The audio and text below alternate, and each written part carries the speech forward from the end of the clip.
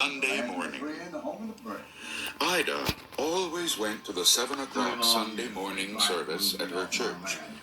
Usually she heard the clanging of the church bells while she was eating breakfast. But this morning she heard them while she was still in bed. That means I'm late, she thought. Ida jumped out of bed, quickly dressed, and left without eating or looking at the clock outside. But It was still dark out. Ida was still dark outside, but it usually was dark at this time of year. Ida was the only one on the street. The only sounds she heard were the clatter of her shoes on the pavement. Everybody must already be in church, she thought. Ida took a short cut through the cemetery, quietly slipped into the church, and found a seat. The service had already begun. When she caught her breath, Ida looked around.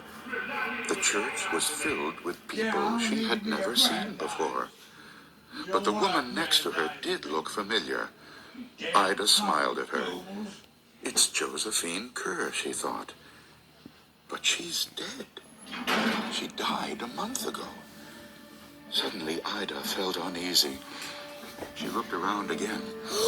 As her eyes began to adjust to the dim light, Ida saw some skeletons in suits and dresses. This is a service for the dead, Ida thought. Everybody here is dead, except me. Ida noticed that some of them were staring at her. They looked angry, as if she had no business there. Josephine Kerr leaned toward her and whispered, "Leave right after the benediction, if you care for your life." When the service came to an end, the minister gave his blessing. "The Lord bless you and keep you," he said.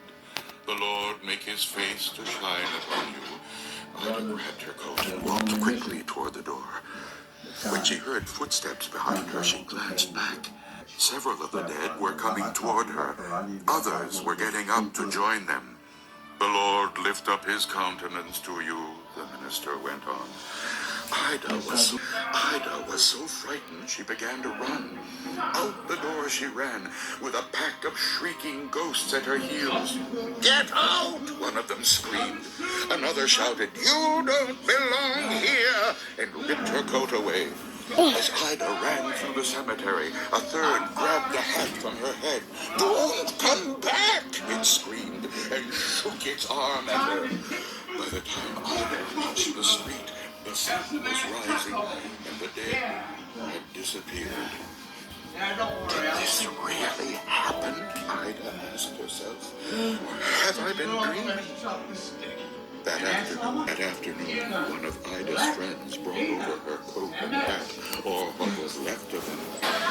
They had been found in the cemetery, torn to shreds.